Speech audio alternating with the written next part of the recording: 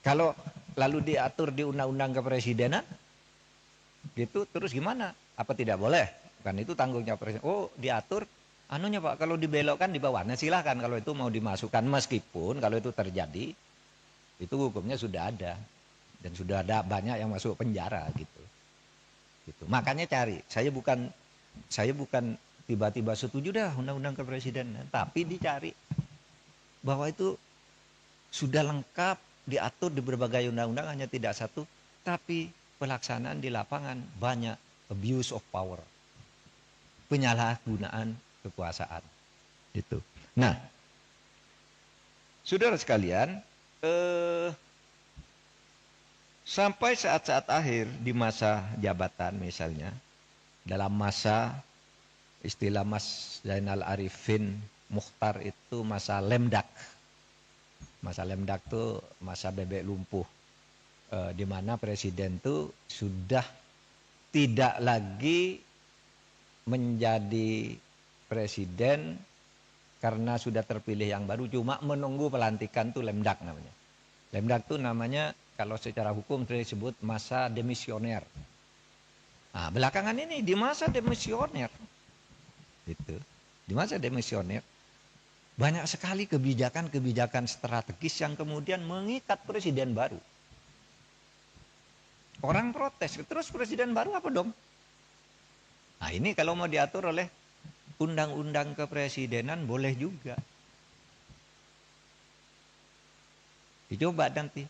Kalau di masa lemdak, begitu presiden baru diumumkan terpilih, tinggal nunggu 3 bulan pelantikan. Apa yang boleh dilakukan oleh presiden lama? Apa yang tidak boleh dilakukan? Diatur juga boleh. Masa-masa itu. Ya. Misalnya tidak boleh membuat keputusan strategis. Kan bisa saja loh. Gini loh. Yang kemarin saya bayangkan. Kenapa saya itu sesudah pengumuman MK pemilu bahwa Prabowo Gibran menang sebagai orang hukum, saya katakan ya sudah, dia menang, saya mengakui dan saya mengucapkan selamat. Silakan laksanakan tugas ini dengan baik. Legowo. Tetapi sampai dengan pelantikan 20 Oktober, saya terus berteriak. Banyak abuse of power yang dilakukan oleh presiden. Dan yang saya takut itu, ini 20 Oktober kan, ini belum dilantik nih, presidennya udah nunggu di sini. Bisa saja sehari sebelum pelantikan dia mengeluarkan dekret bahwa pemilu yang kemarin saya anggap tidak sah karena saya lalai melaksanakannya. Oleh sebab itu tidak jadi pelantikan presiden, saya perpanjang lagi. Bisa. Saudara akan mengatakan, Pak, dekret kan tidak dikenal di dalam tata hukum. Memang tidak dikenal di mana-mana. Tetapi dalilnya, setiap kekuasaan yang diperoleh dan efektif ditaati, tidak bisa dilawan, itu mengikat. Tahu bukunya Hans Kelsen,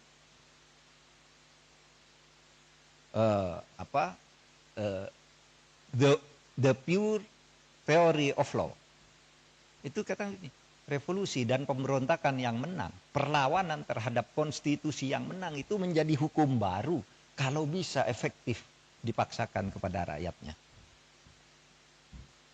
Kamu mau saudara memberontak? Kalau menang, saudara presiden. Tapi kalau kalah digantung, saudara. Ini teorinya. Bukunya jelas dan prakteknya jelas. Saya katakan, Pak, apakah kita nih pelanggaran kepemerintahan kita nih dibentuk tidak melanggar konstitusi? Iya, melanggar konstitusi. Mari saya tunjuk.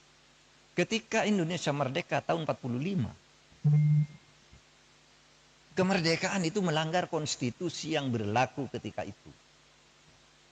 Apa itu? Konstitusi Kerajaan Belanda pasal 2 menyatakan Kerajaan Belanda meliputi Nederland, Hindia Belanda, dan Suriname. Hindia Belanda itu Indonesia. Konstitusi itu berlaku. Tapi konstitusi seperti itu dilawan oleh Bung Karno. Kita langgar aja konstitusinya, yuk kita merdeka. Bung Karno udah patukan rakyat, rakyat mentaati secara efektif, pelanggaran konstitusi yang dilakukan Bung Karno itu sah menjadi konstitusi baru atau dasar konstitusi baru. Kan melalui pemberontakan. Karena sah, efektif. Bung Karno mengeluarkan dekret 5 Juli tahun 59. Itu jelas melanggar konstitusi. 5 Juli tahun 59 Bung Karno 1 membubarkan konstituante. Tidak boleh menurut konstitusi. Kok konstituante dibubarkan? Yang kedua, memberlakukan undang-undang dasar yang lama, ya, memberlakukan kembali undang-undang dasar 45. Konstituante dibubar. Tidak boleh dilakukan oleh presiden. Karena yang menempatkan memberlakukan undang-undang dasar itu konstituante. Bukan presiden, malah dibubarkan konstituantenya. Pada waktu itu kan pemberontakan. Tapi Bung Karno menang pemberontakan juga kali ini. Kenapa rakyat setuju kalau Bung Karno tidak melakukan itu, Indonesia ini kacau balau. Maka keluar fatwa Mahkamah Agung ketika itu bahwa yang dilakukan oleh Bung Karno itu adalah untuk menyelamatkan negara. Dalilnya salus populi suprema lex esto. Keselamatan rakyat itu menjadi hukum yang tertinggi. Boleh konstitusi dilanggar kalau untuk menyelamatkan rakyat. Itu dalilnya. Itu yang kemudian dipakai oleh Wiryono Projodikoro.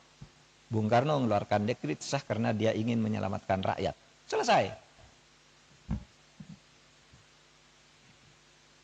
Presiden Soeharto memerintah Orde Baru. Apa itu? Melanggar konstitusi juga. Masa kekuasaan katanya dialihkan melalui Super Semar? Nggak bisa kok kekuasaan dialihkan melalui Super Semar.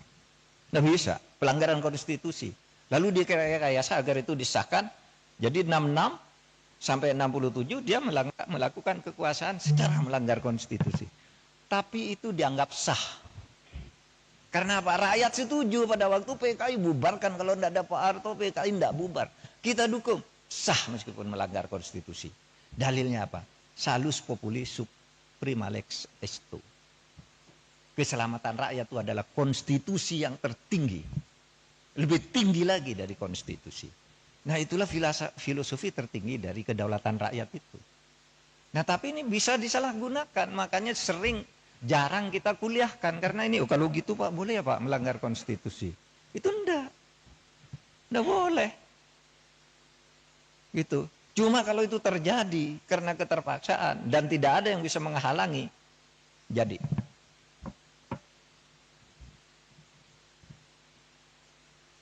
Nah, makanya saya katakan, loh kalau nanti sebelum tanggal 20 Oktober kemarin, saya terus nyerang tuh ke pemerintahan Pak Jokowi sampai 20 Oktober, saya serang tuh. Apalagi sesudah mau melanggar putusan MK itu saya lawan. Saya khawatir sebelum dilantik Pak Prabowo itu sudah diambil kekuasaannya, bisa saja toh. Kita curiga begitu. Tapi begitu Pak Prabowo dilantik, ya saya berhenti. Sampai sekarang saya tidak pernah nyerang Pak Jokowi lagi. Udah selesai. Pak, Bapak kok tidak ikut? Untuk apa ikut? Tidak ada ruginya saya, tidak ada untungnya saya. Itu sudah ada yang ngurus. Gitu. Yang penting Pak Prabowo dilantik agar negara ini stabil. Karena ada alasan. Menyelamatkan rakyat itu bisa melanggar konstitusi. Nah itu bisa diatur nanti. Di rancangan undang-undang kepresidenan. Di masa lemdak itu apa yang boleh dilakukan oleh seorang presiden? Atau sesudah selesai, lalu tiba-tiba terbukti ada kesalahan administratif, ada apa? Diatur juga di sini. Agar tidak dicampur aduk antara masalah ketatanegaraan, masalah pidana, dan masalah administrasi negara.